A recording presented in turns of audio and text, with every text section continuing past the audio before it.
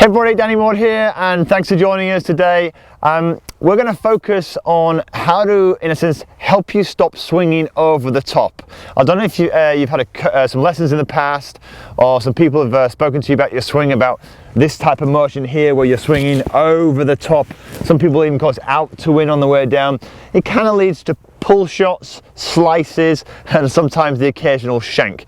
Well, today I want to go through a few points, okay, that should give you some understanding as to what's happening in those moments that you're coming over the top, and obviously some real key takeaways that you can go away and practice today to help you get rid of it. Now, just a little caveat here. Swinging over the top can be caused by a few different reasons, and I'm going to mention just a few today. You know, certainly look into this and give this a try. So the first thing we're going to look at is what is over the top. Well, over the top basically is when somebody gets to the top of their backswing here, and as opposed to their arms moving down into position, they move around and over the top. Okay, so my question to you first of all is just a question of understanding. Okay, now were you aware that in a golf swing, the golf swing actually is supposed to wind up to the top? Okay, let's go through that again. We're winding not around, but we're winding up to a high position here, and then the first move on the way down is a downward motion first, followed by an around motion. Now that downward motion is a motion that a lot of people miss out, okay? So what tends to happen is most people, when they swing to the top, they wind to the top, and they naturally, okay, instinctively go, oh, my target's around here, I'm just gonna turn left. Now the downside to that is as soon as you start turning, you immediately bring your arms out in front of your body and you come over the top.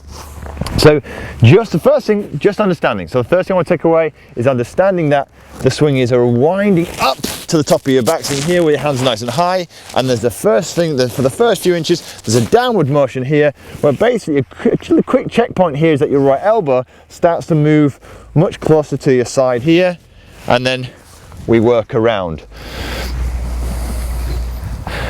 The second thing, after you've got a little bit of understanding, now you understand that the swing is a winding up, a move down and then around again, then we've got to look at some common problems which kind of initiate that over the top movement. Because a lot of our swings, by the way, the over the top, they're actually fairly natural moves, and the fact that you're swinging over the top is probably your body trying to help you in some way. So let me explain that. So what I see with a lot of people, and it can be down to flexibility, back problems and what have you, they don't tend to move their body away on the backswing. They tend to move their hands and arms away very, very quickly. And when that happens, the club tends to get around the body too much here. And then if you can imagine, if your club's around here too much, your body, without realizing, reacts to that by thinking, oh, in a second, if I stay here, I'm going to hit it over there. So I'll tell you what I'll do. I'll swing this way, and we overdo it, and boom, we swing over the top. So we end up creating a swing that looks something like this. In and around, and over. It's kind of a loop, like this. Okay? And that's the body actually being fairly clever. It's kind of helping you, it's realizing you're off track, and it's putting you back on track, or trying to get you back on track, but often overdoes it, which is why sometimes you hit those pulls and those slices. So if that's the case, and that tends to be one of the biggest problems I find when I'm coaching people, that one little ingredient there is an inside movement. That inside movement can actually be caused because they've been told that they need to be swinging much more this way, okay? They've been told to swing more, or what you call more into out, to avoid this, but that in itself can be actually poor advice, because when you try and swing more this way, it encourages even more of this way on the way back. And as we said, if you swing more this way trying to get that way, actually what happens is this, you loop it, right? So this is where golf's it's a tricky game sometimes. It's very counterintuitive. Weirdly enough, the more you swing out there, the more likelihood is you're going to do the opposite. You're going to reroute it this way. And many coaches in the past have described that there's really only two ways to swing. People swing around inside and over, and people who swing outside and under, okay? So if that's the case, what we're going to do is we're going to work on the first major tip I'd like to take away and practice today. The first thing I like to do is double check your backswing position. Maybe get someone to video it, but just check where are you on the backswing, okay? If you can't do that, or you're uncertain, then by all means, I'll leave my email address in the comments box below. Ping me an email with your video and I'll have a look, and I'll leave some comments back. But basically, what I'd like you to do is I'd like you to get from here your left bicep and chest connected. And what I want you to do is I want you to imagine this left arm and club forming a straight line here. And I want you to practice moving the club back just together a bit more, okay? So avoiding the movement with the hands here and just moving it back here, okay? From this position, what I'd like you to do is we're going to move it back to here, okay? And when we get to this position here, what I want you to do is you want to try to get the club nice and parallel with your feet, but from here I'd like you to wind it up. So it goes straight back, and then it's kind of like a lift, okay? Straight back and a lift, okay? Specifically for people coming over the top. Straight back here, then a lift up here, okay? Now from this position, all we do is then we just focus on only one element, which is hitting straight down towards the ground. Straight down towards the ground. So we're taking a divot there, okay? And as you're doing this, one thing to look out for now is the learning process. You know, I'm very keen on skill development and how people go about learning, and one of the things when you do this, this is not something you can take to a golf course. So don't even try. If you try and take these steps to a golf course, it's going to be very confusing, way too technical. So what I want you to do is get yourself to a driving range and work on these very, very slowly, preferably in front of a mirror, okay? It really helps. So what you're doing here is you're setting yourself up and you're going very slowly here, okay? Now it's not an arm movement, this, beware of this, okay? What I'm doing is I'm really keeping the left arm connected, and it's a move away here. My left shoulder is moving away to this position here. From there, I'm turning, but I'm lifting also. It's like a turn and an upwards motion. So really sense that your hands are going nice and high here, up there. Almost it feels like you're going high above your shoulders. It'll feel quite strange to start off with, okay? Then from this position here, to start off with, focus on just one motion here, which is going straight down. Well, what I do here is I almost do this. I go wind up, come down, then I go around. And I do it very slowly. I go push to here, wind up, down, and around. Now, that you can imagine on a golf, you can't take it to a golf course, way too technical.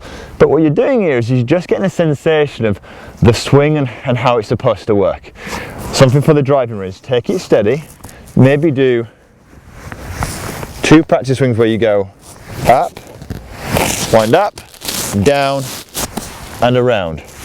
And actually go and hit a golf ball, something like this, where we simply go wind up, down, and around.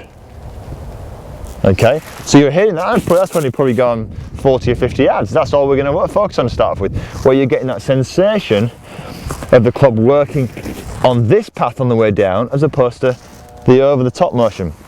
I would love to say you can just swing away and hey presto, that over the top starts to disappear. But it's tricky to do that. It's sometimes so ingrained in us that we sometimes have to break things down just a little bit to slow it down and then gradually build it back up again, okay? Now one final tip, okay, for some of the other guys. So going inside is one of the causes of swinging over the top. One of the other ones is actually their legs. And a lot of people work so hard on their golf swings that they tend to work so much on their upper body, and they've completely disengaged the lower body. Now, this is what over the top looks like from the lower half. We swing here, and there's a collapsing here of the lower part of the body.